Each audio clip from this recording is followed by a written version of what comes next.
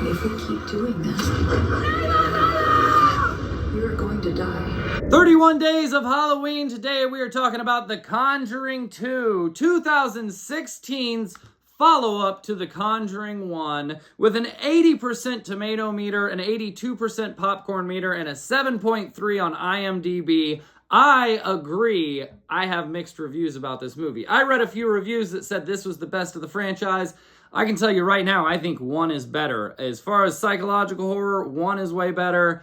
But this is more of a straight-up horror film. The budget for this movie was $40 million, but it grossed $321 million in the theater. Again, this is directed by James Wan, the director of the first one, and again, it is written by the Hayes brothers. It has a different feel, as this is much more of a horror movie than a psychological horror movie, utilizing a lot more jump scares and dark imagery to get you a little more scared. The second chapter of The Conjuring is about the story of the Enfield hauntings in England, which are some of the most documented cases in history of paranormal activity. Using a lot more jump scares and visible monsters, this has 3 creatures throughout the film. It has the nun, it has the crooked man, and it has Bill.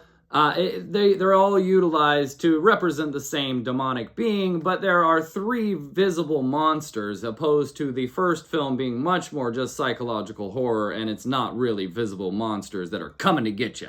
Although listed as a horror movie, this is much more of a love story between Ed and Lorraine Warren, and admitted by James Wan, this is a love story. And if you didn't watch my first review, you can hit the button up here, but these two do not deserve a love story. They have a dark and sinister relationship. Please check out the video. I didn't like this movie as much as the first one. I went into it blind, so when it started out, it was Amityville, and I'm like, oh yeah, get some popcorn, let's do this. And then immediately I switched to the UK, and I'm like, oh, Enfield. Like, the only thing that I knew about Enfield was that it was documented that it was fake. So I was a little less excited.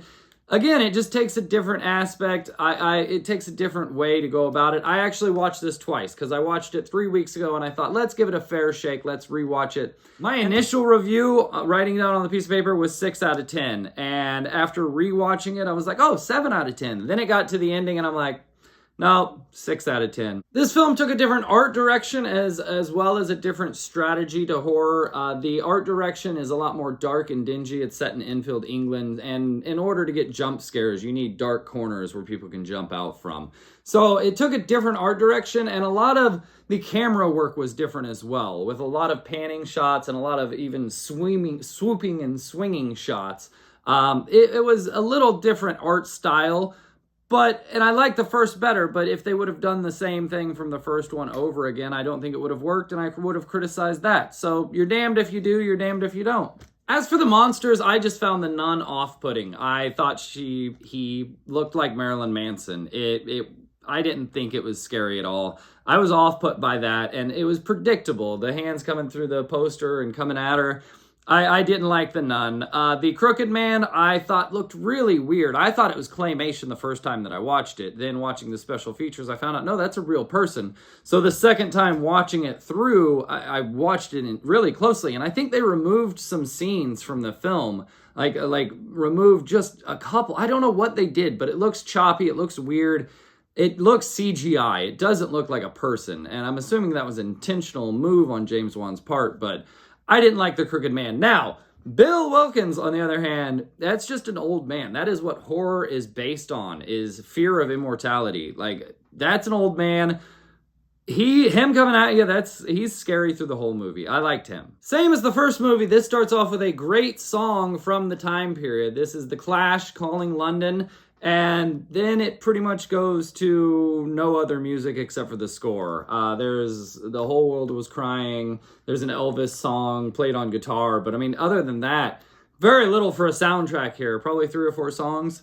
The score, however, is fantastic. The score was very, very well done. The score was done by composer Joseph Bishara and was recorded at Abbey Road Studios. It had 62 orchestra members, and most of it was strings, and you can tell in the film. It's a very classically structured horror score.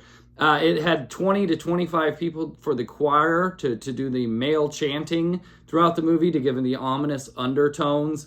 It's a very well done score, and I was very impressed. It's a lot of shaking notes and like rhythmic key changes, and so he's got some people playing one note back this way, some people playing another note this way. It was a very, very well done score, and it fits into the movie perfectly. I didn't give a shit about the romantic interest parts, and even that was scored very well with very theatrical scoring. It's done great.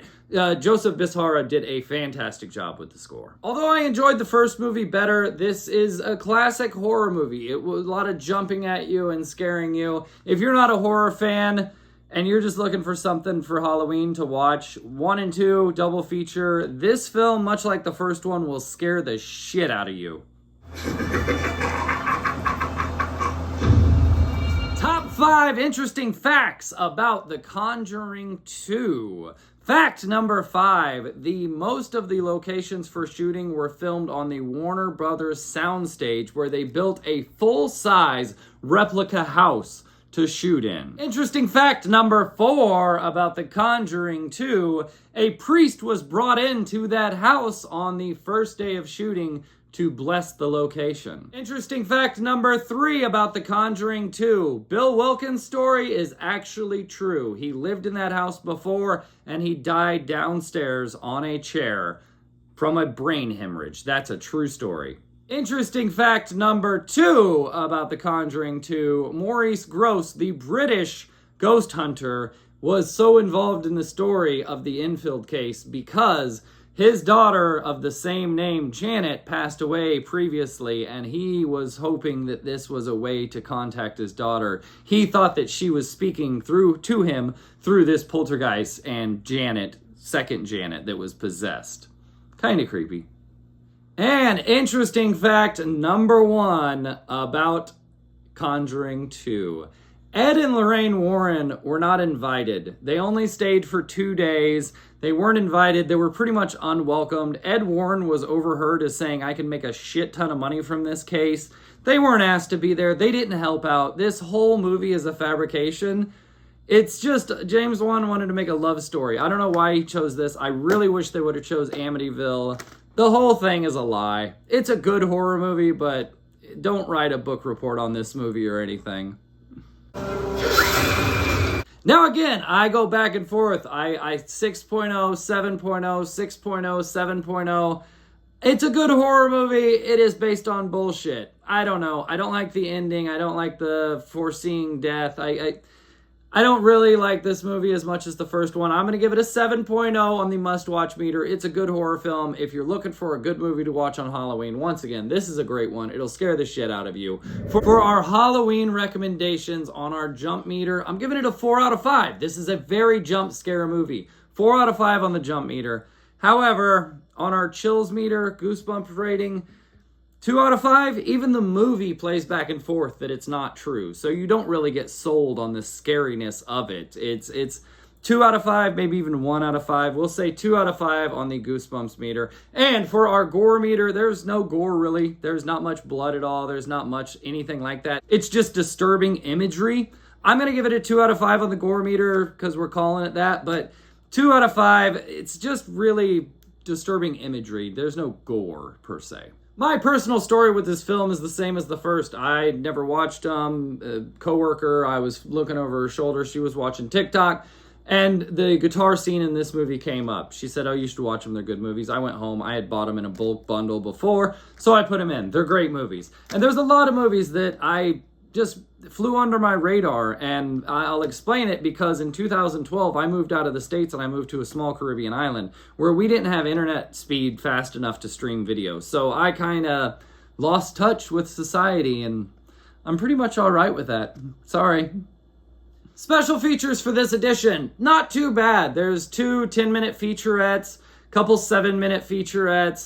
There's a little piece about the Crooked Man that was interesting. It's about 45 minutes worth of extra feature material. There's deleted scenes, trailers, things like that. Not much to write home about, but not much to complain about. You know, it's a modern movie. You're not going to get an hour-long documentary. So that is The Conjuring 2. Happy Halloween. What do you think? Leave a comment below. And I say give it a go this Halloween. This will scare the shit out of you.